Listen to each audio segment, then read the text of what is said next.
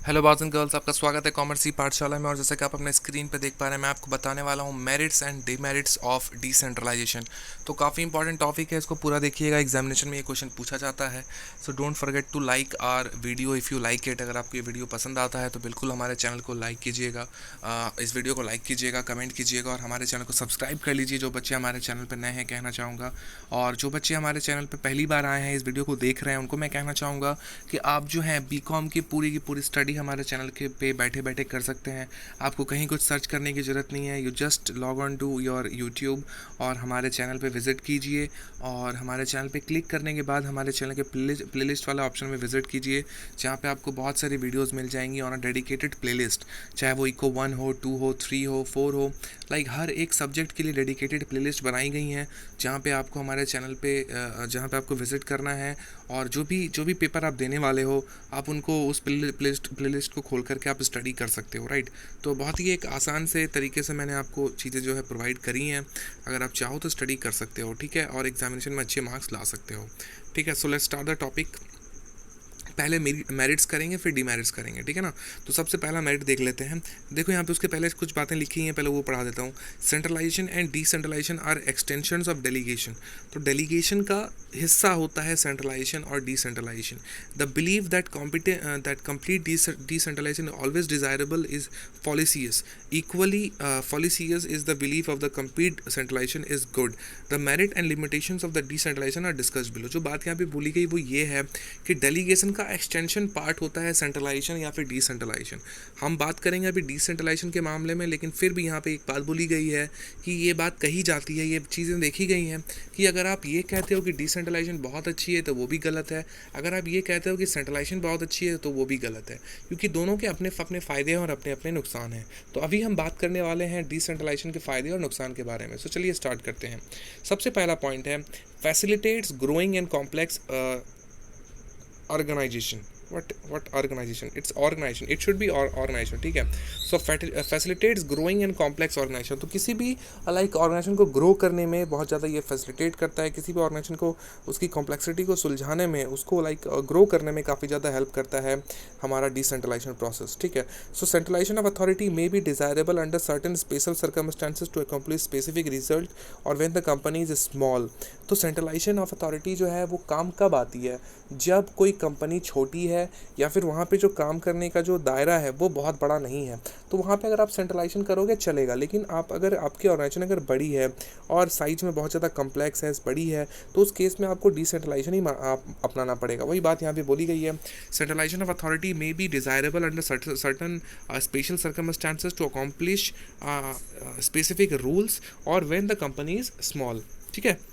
किसी specific results को अगर आप करना पाना चाह रहे हो तो फिर आप जो है डिफरेंट सर्कमस्टेंसेस में आप सेंट्रलाइजेशन कर सकते हो, या फिर आपकी कंपनी अगर छोटी है तो कर सकते हो। But when the organisation grows in size, जब ऑर्गेनाइजेशन बड़ी हो जाती है साइज में और बहुत ज़्यादा कॉम्प्लेक्स हो जाती है, even a hard code autocratic manager is force to delegate some authority and bring about decentralisation. तब उस केस में जो हार्ड कोर मतलब जो बहुत ही अच्छे लेवल का जो ऑटोक्रेटिक मैनेजर होता है ना, उसके भी ऊपर भी लाइक एक तरह से प्रेशर हो जाता है कि वो जो है डेलीगेशन करना स्टार्ट करे, डेलीगेशन ऑफ अथॉरिटी जो है स्टार्ट करे, एक तरीके से डिसेंट्रलाइजेशन को बढ़ावा दे, लोगों को लाइक ऑटोनोमस बनाए जो उसके अंदर काम कर रहे हैं, और उनकी जो है रिस्पॉन्सिबिलिटी तैयार की जाए, ठीक है। तो जब कंपनी बड़ी हो रही होती है, फिर जब कंपनी को आपको बड़ा करना होता है, तो फिर आपको डिसेंट्रलाइजेशन का जो तरीका है वो आपको अपनाना ज़रूरी हो जाता है। दूसरा पॉइंट है reduces the burden of executives. अगर आप डिसेंट्रलाइजेशन करोगे तो जो बर्डन है एग्जीक्यूटिव्स का वो आपका घट जाएगा, ठीक है। मतलब एक आदमी के पास, सपोज हमारे प्राइम मिनिस्टर ही अगर सेंट्रलाइज करते हैं सारे कामों को, अगर वो सारे कामों को खुद से करने लगे तो बहुत सारे इंडिया के डिपार्टमेंट हैं जिनको वो सही तरीके से जवाब नहीं दे पाएंगे, राइट। अभी सपोज एक ऑर्गेनाइजेशन है, वहाँ पे सारे के सारे डिपार्टमेंट का अधिकार जो है सिर्फ एक व्यक्ति के पास है, तो उसका जो परचेस डिपार्टमेंट होगा वो भी, उसका केसेस भी उसी के पास जाएगा। सेलिंग डिपार्टमेंट में कुछ प्रॉब्लम होगी वो भी केस उसी के पास जाएगा। Purchase department, sale department, marketing, selling, distribution, इनमें जब भी दिक्कत होगी तो वो सारे के सारे दिक्कत जो है उस एक ही आदमी के पास जाएगी, क्योंकि आपने सेंट्रलाइजेशन करके रखा हुआ है, पावर का आपने सेंट्रलाइजेशन कर लिया है। तो क्या होगा कि काम को करने में डिले होगा, जो काम आज होने वाला है वो काम करने के लिए आपको 10 दिन लगेगा। लेकिन अगर आप डिसेंट्रलाइज कर दोगे, अगर आप डिपार्टमेंट्स को उनकी ऑटोनॉमी दे दोगे, डिपार्टमेंट्स को अगर आप पावर दे दोगे, तो एक तरीके से क्या होगा, आप डिसीजन तुरंत ले पाओगे। और जो एग्जीक्यूटिव्स का बर्डन है ना, एक कंपनी को कोई एक आदमी चला रहा है, उसके 100 एम्प्लॉई हैं, सपोज तो 100 एग्जीक्यूटिव्स का बर्डन जो है उस एक आदमी पे है। लेकिन अगर आप डिपार्टमेंट्स में उनको बांट के अगर आप डिसेंट्रलाइजेशन कर देते हो तो हर एक डिपार्टमेंट की अपनी रिस्पॉन्सिबिलिटी होगी। तो हर एक डिपार्टमेंट सपोज 10 आदमी है तो एक डिपार्टमेंट में जो मैनेजर है वो 10 आदमी को संभालेगा, दूसरे डिपार्टमेंट में जो मैनेजर है वो 10 आदमी को संभालेगा। तो जो टॉप लेवल पे जो एमडी बैठा हुआ है, सीईओ बैठा हुआ है, उसको कुछ किसी को भी नहीं संभालना है ना, उसे बस अपने मैनेजर्स को संभालना है। मतलब 10 मैनेजर्स हैं उसको, बस उन्हें संभालना है। तो जो एग्जीक्यूटिव्स का बर्डन है उसको घटाया जा सकता है विद द हेल्प ऑफ डिपार्टमेंटेशन, माफ़ी चाहूँगा, डिसेंट्रलाइजेशन। ठीक है। तीसरा पॉइंट है फैसिलिटेट्स डाइवर्सिफिकेशन। तो जो डाइवर्सिफिकेशन होता है किसी भी ऑर्गेनाइजेशन में उसको करने में हमारा डिसेंट्रलाइजेशन काफ़ी ज़्यादा हेल्पफुल है। कैसे, देखो यहाँ पे लिखा हुआ है, decentralisation is required when business needs to be expanded by diversifying its activities और प्रोडक्ट लाइंस। ठीक है ना। डिसेंट्रलाइजेशन की जरूरत तब पड़ती है जब बिजनेस जो होती है वो खुद को चाहती है कि वो एक्सपेंड करे, डाइवर्सिफाई करे अपनी एक्टिविटीज़ को और अपने प्रोडक्ट लाइन को चेंज करे। मतलब सपोज कोई एक कंपनी है किसी एक तरह का प्रोडक्ट बना रही है, वो चाह रही है कि मैं दूसरे काम में उतरूँ, मैं किसी अब दूसरे तरह का प्रोडक्ट बनाऊँ। तो उस केस में जो है अगर आप डाइवर्सिफिकेशन करना चाह रहे हो तो उस केस में आपका डिसेंट्रलाइजेशन जो है काफ़ी ज़्यादा हेल्पफुल होता है। वही बात यहाँ पे बोली गई है, फिर से पढ़ देता हूँ। Decentralisation is required when business needs to be expanded, जब बिजनेस को बड़ा करने की जरूरत हो, बाई डाइवर्सिफाइंग इट्स एक्टिविटीज़। अब आप बड़ा करोगे तो कैसे करोगे, अपनी एक्टिविटीज़ को डाइवर्सिफाई करके, एक्टिविटीज़ को बढ़ा करके और अपने प्रोडक्ट लाइन को चेंज करके, राइट। चौथा पॉइंट था क्विक डिसीजन मेकिंग। ठीक है ना। Decentralisation facilitates consultative as a quick decision making at the action point. तो एक्शन पॉइंट पे लाइक डिसीजंस लेने में काफ़ी ज़्यादा हेल्पफुल होता है अगर आप डिसेंट्रलाइजेशन के तरीके को फॉलो करते हो, क्योंकि उस टाइम पे जो कंसल्टेटिव होते हैं उनके पास ये अथॉरिटी होती है कि वो जो है डिसीजन ले सके, राइट। तो डिसेंट्रलाइजेशन में चूंकि आपने अथॉरिटी दे करके रखी है तो वो डिसीजंस ले पाएगा। तो ये एक तरीके से काफ़ी ज़्यादा हेल्पफुल होता है क्योंकि वो क्विक डिसीजन ले पाता है। कभी सपोज कोई सिचुएशन ऐसा आ गया जहाँ पे मैनेजर जो है अपने टॉप लेवल पे जो है सीईओ या फिर एमडी जो है उस तक अपनी बात नहीं पहुँचा पाता है, तो उस केस में क्या होगा, अगर आप सेंट्रलाइजेशन रहेगा तो वो तो प्रॉब्लम में आप फंसे रह जाओगे जब तक कि ऊपर से कोई रिपोर्ट नहीं आएगी। लेकिन अगर आपका डिसेंट्रलाइजेशन वे में अगर आप काम कर रहे हो, अगर आपके पास ऑटोनॉमी है, तो बिना अपने एमडी सीईओ को बताए आप जो है क्विक डिसीजन ले सकते हो जो आपको लगता है कि ये डिसीजन जो है वो कंपनी के फेवर में जाएगा, राइट। तो ये आप कर सकते हो। This promotes interaction among the different functionaries giving them an opportunity for self development and training and stimulating them to put in their best effort in the growth and development of the organisation as a whole. ठीक है। तो ये एक तरीके से promote करता है, interaction जो होता है लोगों के बीच में उस चीज़ को ये प्रमोट करता है और ये एक तरीके से अपॉर्चुनिटी प्रोवाइड करता है सेल्फ डेवलपमेंट की, ट्रेनिंग की और खुद को एक तरीके से इस तरीके से तैयार करने की, ग्रोथ और डेवलपमेंट के तरीके से तैयार करने की। मतलब जैसे जैसे ऑर्गेनाइजेशन ग्रो करेगा वैसे वैसे जो व्यक्ति है उसका व्यक्तित्व भी ग्रो करेगा, राइट, अगर आप डिसेंट्रलाइजेशन करोगे तो। और उसी कारण से उसका जो डिसीजन मेकिंग जो एक प्रोसेस है वो उसका बहुत तैयार हो पाएगा और एक वो जो है क्विक डिसीजन मेकिंग जो है वो कर पाएगा, राइट। तो ये तो हो गया मेरिट्स की बात। अब बात कर लेते हैं डीमेरिट्स की, मतलब इसके लिमिटेशंस की, इसके नुकसान की। सबसे पहला पॉइंट है लीड्स टू डिसइंटीग्रेशन। ठीक है। जब तक लोग एक साथ में मिलकर के काम कर रहे होते हैं, जब डिसेंट्रलाइजेशन होता है तो वहाँ पे इंटीग्रेशन होता है, सारे डिपार्टमेंट जो है इंटीग्रेट हो करके किसी एक काम को करते हैं। लेकिन जब आप डिसेंट्रलाइजेशन कर दोगे तो उसके में जो इंटीग्रेशन है, जो आपस में लोग जुड़े हुए थे, आपस में जुड़ करके काम कर रहे थे, वो चीज़ में थोड़ी सी बाधा आ जाती है। वही बात यहाँ पे बोली गई है कि leads to disintegration. Extreme decentralisation however is a cure. अगर आप एक्सट्रीम डिसेंट्रलाइजेशन करते हो तो हो सकता है कि वो जो है आपके लिए फ़ायदेमंद हो, लेकिन sometimes it may lead to looseness and also ultimately to the disintegration of the organisation.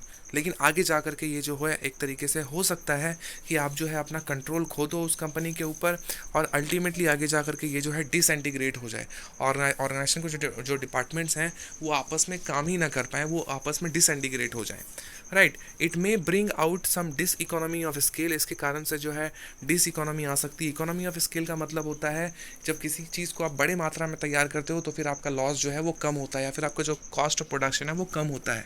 लेकिन अगर डिसइंटीग्रेशन हो जाता है तो डिस इकोनॉमी ऑफ स्केल हो जाएगी, मतलब जो आपका कॉस्ट ऑफ प्रोडक्शन है वो बढ़ जाएगा। With the increase in the overhead expenses, वहाँ पे आपका ओवरहेड एक्सपेंसेस बढ़ जाएगा जिसके कारण से आपको जो है काफ़ी ज़्यादा नुकसान होगा, आपका जो प्रोडक्ट का कॉस्ट है वो काफ़ी ज़्यादा हाई हो जाएगा। सो डिसइंटीग्रेशन की दिक्कत आती है, ठीक है। So the duplication in functions में further add to the total cost. अगर डुप्लीकेशन होगा, देखो अगर डिसइंटीग्रेशन हो जाएगा तो मार्केट वाले काम को जो है समटाइम्स मार्केट वाले कर देंगे, समटाइम्स सेलिंग वाले कर देंगे। तो दोनों अगर एक ही काम को बार बार बार करेंगे तो डुप्लीकेशन होगा सेम काम का, है ना, और जो कॉस्ट होगा उस चीज़ का वो काफ़ी ज़्यादा हाई हो जाएगा। तो उस चीज़ से बचने के लिए आपको जो है थोड़ा सा ध्यान देने की ज़रूरत है कि आप इतना ज़्यादा छूट मत दे दो, इतना ज़्यादा डिसेंट्रलाइज मत कर दो कि एक तरीके से डिसइंटीग्रेशन हो जाए ऑर्गेनाइजेशन का, ठीक है। दूसरा पॉइंट है does not suit specialised services, ठीक है। तो जो स्पेशलाइज्ड सर्विसेज होती हैं उसको डिसेंट्रलाइजेशन सूट नहीं करता। क्यों नहीं करता देख लेते हैं।